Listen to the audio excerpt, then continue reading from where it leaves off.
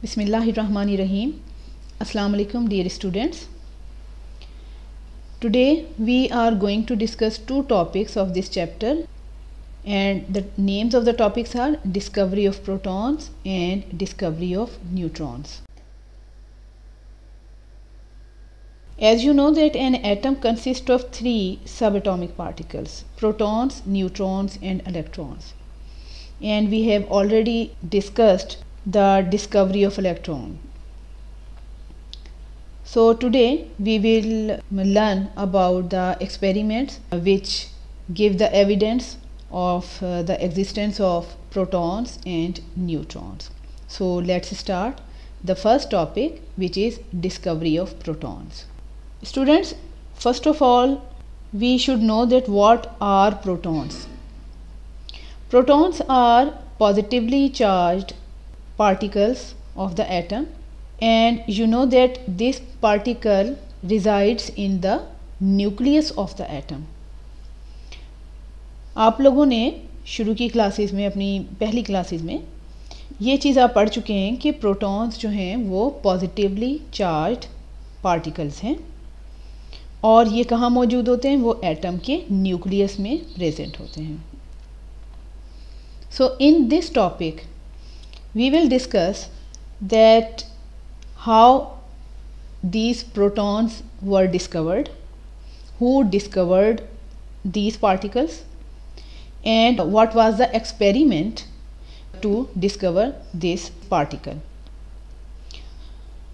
In 1886, a German physicist, Eugene Goldstein, carried out a modified discharge tube experiment. 1886 में एक scientist थे Eugene Goldstein उनका नाम था. उन्होंने यही डिस्चार्ज ट्यूब एक्सपेरिमेंट जो कि हमने देखा था ना, इलेक्ट्रॉन की डिस्कवरी के लिए हुआ था, यानी कैथोड रे एक्सपेरिमेंट भी कहते हैं. तो वही कैथोड रे एक्सपेरिमेंट उन्होंने किया, वही कैरीड आउट किया, लेकिन ये एक मॉडिफाइड डिस्चार्ज ट्यूब एक्सपेरिमेंट था. मॉडिफाइड किस तरीके से था? इस तरह से था कि इन discharge tube experiment a perforated cathode was used. आपको मालूम है कि डिस्चार्ज ट्यूब में दो इलेक्ट्रोड्स होते हैं, एक को हम कैथोड कहते हैं जिसके ऊपर नेगेटिव चार्ज होता है, जो बैटरी के नेगेटिव पोल से अटैच्ड होता है. तो कैथोड को उन्होंने परफोरेटेड कर दिया. परफोरेटेड का क्या मतलब है? उसके अंदर बहुत बारीक बारीक बहुत से होल्स कर दिए. तो वो जो है कैथोड उन्होंने यूज़ किया और फिर उन्होंने डिस्कवर किया प्रोटॉन को. तो सबसे पहले समझते हैं कि किस तरह का एपरेटस था. आपको सामने नज़र आ रही है तस्वीर यहाँ पे स्लाइड पे. अब देखें, a discharge tube, glass tube was used. एक ग्लास ट्यूब जो है वो इस्तेमाल की गई, जिसे हम डिस्चार्ज ट्यूब कहते हैं. This tube contained two metal pieces, metal electrodes.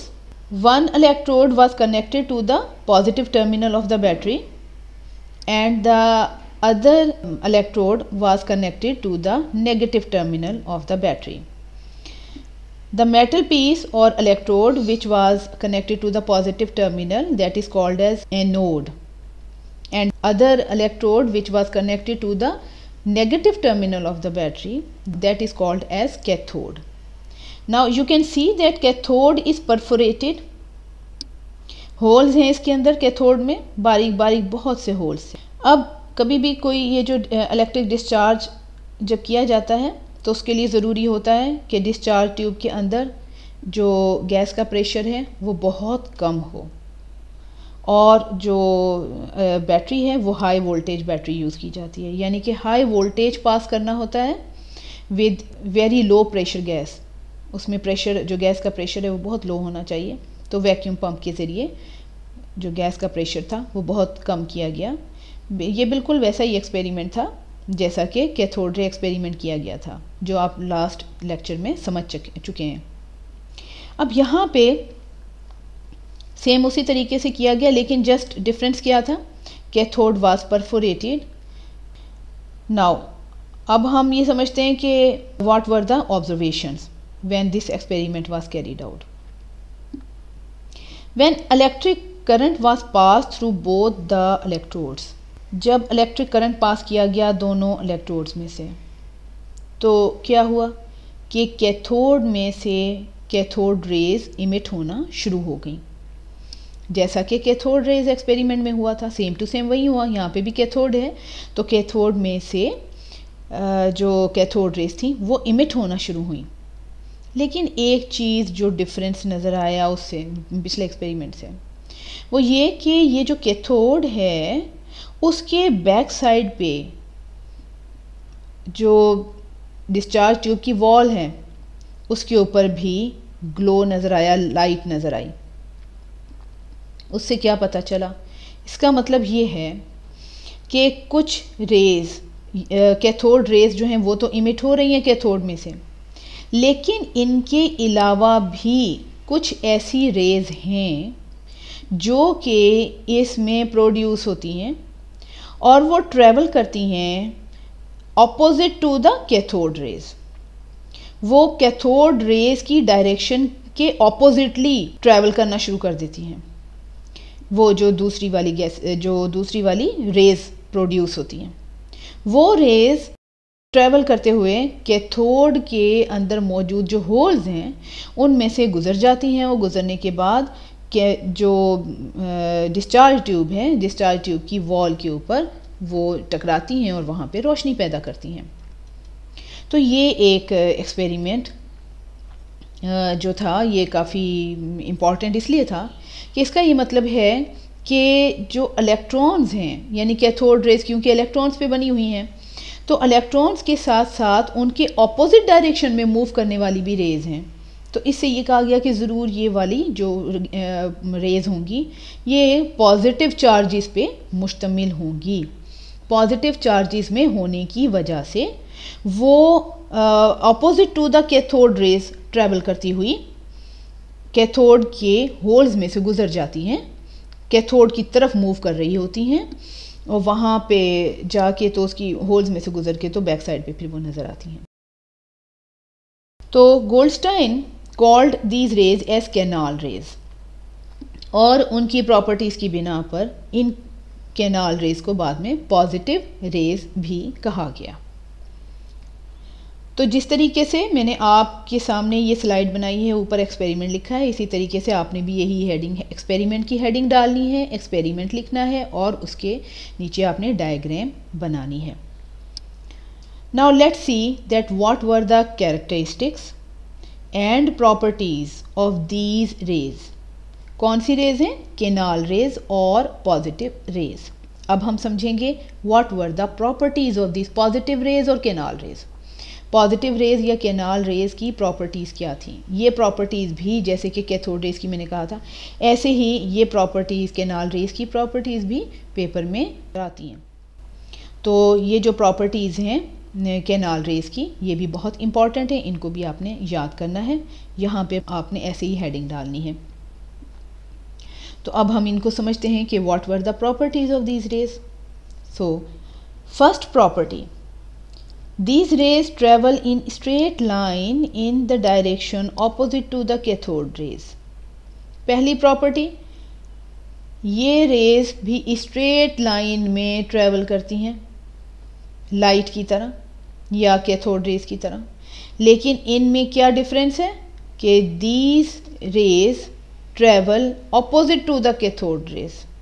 Cathode rays के अपोजिट डायरेक्शन में ये ट्रेवल करती हैं। Number 2 point, their deflection in electric and magnetic field proved that these were positively charged। जब इन रेज को electric field में से गुजारा गया, आपको पता है ये बात कि इलेक्ट्रिक फील्ड के ना दो पोल्स होते हैं, एक पॉजिटिव पोल होता है और एक नेगेटिव पोल होता है।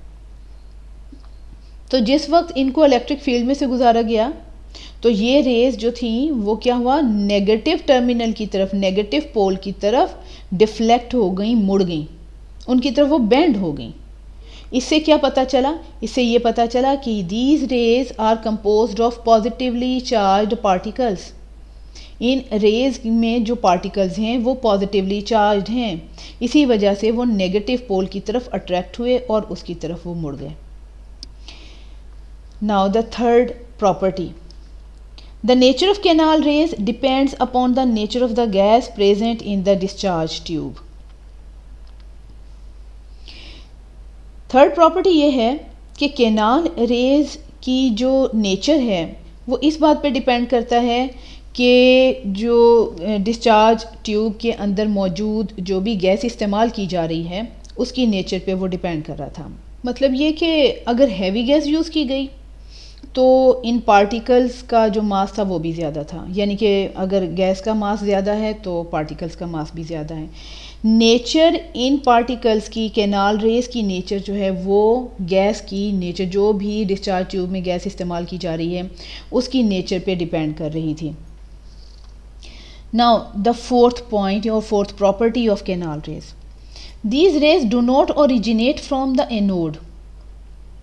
In fact, these rays are produced when the cathode rays or electrons collide with the residual gas molecules present in the discharge tube and ionize them as follows. जैसे कि आपको इक्वेशन नजर आ रही है। अब देखते हैं हम इसका क्या मतलब हुआ। कैथोड रेस का तो हमें मालूम था कि कैथोड में से क्योंकि वो रेज इमिट हो रही थी इसी वजह से हमने उनको कैथोड रेस कहा था, लेकिन इन रेस को हम एनोड रेस नहीं कह रहे हैं। इनको हम क्या कह रहे हैं? इनको हम कैनाल रेस कह रहे हैं या पॉजिटिव रेस कह रहे हैं। इनको एनोड रेस क्यों नहीं कह रहे? क्या ये एनोड में से इमिट नहीं हो रही? बिल्कुल नहीं। एक्चुअली ये एनोड में से इमिट नहीं हो रही थी ये गैसेस, बल्कि ये गैसेस जो हैं जिस वक्त कैथोड रेस प्रोड्यूस होती थी, कैथोड रेस के पार्टिकल्स यानी कि इलेक्ट्रॉन्स, जब वो इलेक्ट्रॉन्स कैथोड में से निकलते थे वो ट्रैवल करते थे तो रास्ते में मौजूद जो गैस के पार्टिकल्स मौजूद हैं वो उन गैस के पार्टिकल्स के साथ वो कोलाइड करते थे, ज़ोर से टकराते थे, और टकराने की वजह से क्या होता था कि उन पार्टिकल्स में से भी इलेक्ट्रॉन जो है ना, जो गैस के जो पार्टिकल्स हैं उनमें से भी उस टकराने की वजह से इलेक्ट्रॉन बाहर निकल जाता था, जिसकी वजह से वो गैस के पार्टिकल क्या हो जाते थे? पॉजिटिव आयन में कन्वर्ट हो जाते थे, उस गैस के आयन में कन्वर्ट हो जाते थे। तो फिर वो जो पॉजिटिवली चार्ज आयन्स हैं वो क्योंकि पॉजिटिवली चार्ज हैं तो वो कैथोड की तरफ ट्रैवल करना शुरू कर देते थे, क्योंकि कैथोड तो नेगेटिवली चार्ज है, और कैथोड रेस के ऑपोजिट डायरेक्शन में वो मूव करना शुरू कर देते थे। और जब वो कैथोड की तरफ जाते थे तो जो पार्टिकल्स जो हैं वो होल्स की तरफ पहुंचते थे, वो होल्स में से गुजर के तो बैक साइड पे चले जाते थे। तो इस तरह से ये जो गैसेस, ये जो पार्टिकल्स है ये एनोड में से इमिट नहीं हो रहे, बल्कि ये प्रोड्यूस हो रहे हैं जब कैथोड रेस के पार्टिकल्स यानी कि इलेक्ट्रॉन्स गैस के पार्टिकल्स के साथ कोलाइड कर रहे हैं, टकरा रहे हैं, और टकराने की वजह से उनके गैस के पार्टिकल्स को वो आयन्स में कन्वर्ट कर रहे हैं, जैसे कि आपको यहाँ पे इक्वेशन में नज़र आ रहा है। यहाँ पे m का मतलब है कि गैस का मॉलिक्यूल, सही है। अब गैस के मॉलिक्यूल के साथ इलेक्ट्रॉन, ये लिखा है m+e, तो मॉलिक्यूल के साथ इलेक्ट्रॉन जो है वो टकराया, और इलेक्ट्रॉन ये कौन सा वाला है? ये कैथोड रेस का इलेक्ट्रॉन है। तो जब वो टकराया तो वो इतनी ज़ोर से टकराता है कि उस मॉलिक्यूल के अंदर से भी एक इलेक्ट्रॉन को टकरा के बाहर निकाल देता है। उस टकराने की वजह से मॉलिक्यूल के अंदर से भी एक इलेक्ट्रॉन बाहर निकल गया, जिसकी वजह से मॉलिक्यूल पॉजिटिवली चार्ज हो गया। अब वो पॉजिटिवली चार्ज ये जो पार्टिकल्स हैं ना, ये मूव करने शुरू हुए, जिनको हमने कहा कैनाल रेस, और उन्होंने फिर डिस्चार्ज ट्यूब के ऊपर ग्लो पैदा किया वहाँ पे। सही, आपको यहाँ पे स्लाइड पे इस पर थोड़ी सी नज़र आ रहा है कि किस तरीके से ये इनकी कोलिजन हुई। आप इसको देख के आप इसको समझ सकते हैं कि किस तरीके से एनोड रेज यहाँ पे प्रोड्यूस हो रही हैं। नाउ द फिफ्थ पॉइंट और fifth property of canal raise, mass of these particles was found equal to that of a proton or simple multiple of it. The mass of a proton is 1840 times more than that of an electron. तो अब इससे ये बात पता चली, ये बात हमें तो पता चल गया कि जो कैनाल रेज हैं वो सारे के सारे प्रोटॉन्स नहीं थे, बल्कि एक्चुअली वो क्या थे, वो आइंस थे, गैस के आइंस थे जो कि कैथोड रेस के टकराने की वजह से बने थे। तो जब इसका मास फाइंड किया गया तो फिर पता चला कि या तो इनका मास से कम जो मास है ना इन पार्टिकल्स का, वो एक प्रोटॉन के बराबर है। जैसे कि हाइड्रोजन आयन होता है, हाइड्रोजन आयन एक प्रोटॉन के बराबर होता है। तो अगर हाइड्रोजन गैस इस्तेमाल की गई है तो उसका जो पार्टिकल होगा तो वो जाहिर सी बात है वो आयन जो बनेगा वो एक प्रोटॉन के ही बराबर होगा, तो उसका मास जो है वो उसके बराबर था। और या फिर सिंपल मल्टीपल है। सिंपल मल्टीपल का मतलब ये है कि अगर गैस जो है वो ज़्यादा प्रोटॉन्स पे मुश्तमिल है, अगर गैस ऐसी है जो हेवी गैस है उसके अंदर ज़्यादा प्रोटॉन मौजूद हैं, तो वो फिर जाहिर सी बात है उसका ही सिंपल मल्टीपल था। तो वो जो सबसे सिंपलेस्ट केनाल रेस का जो पार्टिकल था वो एक प्रोटॉन पे मुश्तमिल था, एक प्रोटॉन पे था। और उसका जो मास था वो इलेक्ट्रॉन के हिसाब से कंपेयर किया गया तो ये देखा गया कि proton is very heavy particle than electron, और 1840 टाइम्स हैवी है इलेक्ट्रॉन से। Proton is 1840 times heavy than electron. So these were the properties of canal rays. अब इन तमाम प्रॉपर्टीज़ की बिना पर और इस एक्सपेरिमेंट की बिना पर कंक्लूजन निकाली गई। अब वो कंक्लूजन हम देखते हैं लास्ट पैराग्राफ के ऊपर, आप हेडिंग कंक्लूजन की लिखेंगे। तो अब इन तमाम प्रॉपर्टीज़ की बिना पर जो कंक्लूजन ली गई वो क्या थी। नंबर 1, एक तो ये बात पता चल गई कि these are positively charge particles. Canal rays के पार्टिकल्स आर पॉजिटिव, वो जो है ना पॉजिटिवली चार्ज पार्टिकल्स हैं। उनकी नेचर डिपेंड करती है गैस की नेचर पे। अगर हैवी गैस यूज़ करेंगे तो पार्टिकल्स भी हैवी होंगे और उनका चार्ज भी ज़्यादा होगा। अगर डिफरेंट गैसेस जो हैं वो डिफरेंट टाइप की पॉजिटिव रेस जो हैं वो प्रोड्यूस करेंगे, डिफरेंट मासेस की और डिफरेंट चार्जेस की। और ये भी बात कि एक गैस के जितने भी पॉजिटिव पार्टिकल्स होंगे, यानी एक गैस जो आपने यूज़ की है उसके अंदर डिस्चार्ज ट्यूब में, उसमें केनाल रेज में जितने भी पॉजिटिव पार्टिकल्स होंगे वो सारे के सारे सेम होंगे, एक जैसे होंगे। तो इस वजह से जो सबसे सिंपलेस्ट या सबसे लाइटेस्ट जो पार्टिकल की केनाल रेस थी वो हाइड्रोजन के लिए थी और वही प्रोटॉन्स थी। तो ये था कंक्लूजन, और जिससे हमें पता चला कि प्रोटॉन्स भी फंडामेंटल पार्टिकल्स हैं, क्योंकि हर तरह की गैसेस जो हैं ये पार्टिकल्स प्रोड्यूस कर रही थी। It means these particles are present in all type of materials, so protons are also fundamental particles of the atom. तो अब आप इस टॉपिक को आपने इसी तरह याद करना है। एक्सपेरिमेंट विद डायग्राम लिखनी होती है। प्रॉपर्टीज़ आएँ तो इसकी 5 प्रॉपर्टीज़ हैं, एज़ इट इज़ आपको लिखनी है, याद करनी है। और कंक्लूजन जो है वो उसके साथ कंप्लीट टॉपिक आए तो आपने कंक्लूजन भी लिखना होगा, तो आप इसे याद करेंगे। अब हम इसके बाद आते हैं नेक्स्ट टॉपिक पे, that is discovery of neutron. Students, as you know that neutron is a neutral particle and it is also present in the nucleus of the atom. Neutron neutral particle है, कोई charge इस पे नहीं होता, ना positive charge होता है ना ही नेगेटिव चार्ज होता है, और ये भी एटम के न्यूक्लियस में मौजूद होता है। Now we will discuss that how this particle was discovered. Students, जब रदरफोर्ड, एक और साइंटिस्ट था रदरफोर्ड, उसने एक्सपेरिमेंट्स किए थे।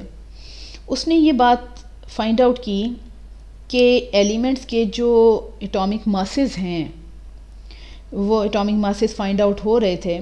तो ये पता चल रहा था कि अगर एटॉमिक मास को देखा जाए और एलिमेंट्स के इलेक्ट्रॉन्स और प्रोटॉन्स के मास को हम ऐड भी कर लें तब भी एलिमेंट का एटॉमिक मास बहुत ज़्यादा होता है इलेक्ट्रॉन के मास और प्रोटॉन के मास को। प्रोटॉन तो हैवी पार्टिकल है लेकिन इलेक्ट्रॉन बहुत ही लाइट पार्टिकल है। तो प्रोटॉन भी फाइंड आउट हो गया, वो भी डिस्कवर हो चुका, इलेक्ट्रॉन भी डिस्कवर हो गया। तो इलेक्ट्रॉन और प्रोटॉन के मासेस को अगर हम ऐड भी कर लेना, इसके बावजूद एलिमेंट के एटम का जो एटॉमिक मास है वो उसके बराबर नहीं आता, एटॉमिक मास की वैल्यू ज़्यादा आती है। तो वो उसको एक्सप्लेन नहीं कर पाया कि ये किस तरीके से है। उससे फिर उसने एक प्रेडिक्ट किया 1920 में। प्रेडिक्ट किया, उसने एक पेशन गोई दी। उसने कहा कि there should be some neutral particle present in the atom and the mass of that neutral particle should be equal to proton। उसने ये कहा कि उसने प्रेडिक्ट किया था और 1920 में, और उसने कहा था कि एटम में कोई और भी पार्टिकल मौजूद है जो अभी हम डिस्कवर नहीं हमने किया है, लेकिन वो मौजूद है और वो भी हैवी पार्टिकल है, और उस पार्टिकल का जो मास है वो तकरीबन प्रोटॉन के मास के बराबर होगा, और वो न्यूट्रल भी होगा। न्यूट्रल इसलिए होगा कि प्रोटॉन तो पॉजिटिवली चार्ज हैं, वो हम फाइंड आउट कर चुके हैं, इलेक्ट्रॉन जो है वो नेगेटिवली चार्ज है, वो भी हम फाइंड आउट कर चुके हैं। तो इसका मतलब है कि वो पार्टिकल न्यूट्रल होगा लेकिन हैवी पार्टिकल होगा, ये उसने प्रेडिक्ट कर लिया। सो इन 1932 an experiment was carried out in which neutron was discovered. तो देखते हैं कि क्या ये एक्सपेरिमेंट था। In 1932, Chadwick bombarded beryllium atom with high energy alpha particles। Chadwick ने क्या एक्सपेरिमेंट किया? उसने ये किया कि एलिमेंट बेरिलियम पर, बेरिलियम भी एक एलिमेंट है, उस पर उसने अल्फा पार्टिकल्स की बम्बार्डमेंट की। अब अल्फा पार्टिकल्स क्या होते हैं? अल्फा पार्टिकल्स किसी रेडियो एक्टिव एलिमेंट में से इमिट होते हैं, और alpha particles are actually helium nuclei. उन्हें हम अल्फा पार्टिकल्स कहते हैं और हीलियम न्यूक्लियाई ही होते हैं। तो एक्सपेरिमेंट में क्या किया कि बेरिलियम एटम पे वो हाई एनर्जी अल्फा पार्टिकल्स जो हैं वो उसने उनकी बम्बार्डमेंट की, and he observe that some new particles are emitted which carry no charge and the mass of this particle is same as that of proton. So when he bombarded alpha particles on beryllium element, highly penetrating radiations were produced due to this bombardment, and these radiations were composed of neutral particles, and those neutral particles were called neutron। उन्हें neutron का नाम दिया गया, वो जो neutral particles की radiations emit हुई थी इसमें से। तो अब देखते हैं कि what were the properties of neutron. Number 1, neutrons carry no charge, that is they are neutral. ये तो हम शुरू से ही कहते आ रहे हैं, नाम न्यूट्रॉन का है भी इसी वजह से ऐसा कि neutrons are neutral, means they do not carry any charge, neither positive nor negative. उनके ऊपर ना तो पॉजिटिव चार्ज है ना ही नेगेटिव चार्ज है, न्यूट्रल पार्टिकल्स हैं। Number 2, they are highly penetrating. Highly penetrating का मतलब है कि मोस्टली मटेरियल में से गुजर जाते हैं, पेनिट्रेट कर जाते हैं, उनमें से गुजर जाते हैं।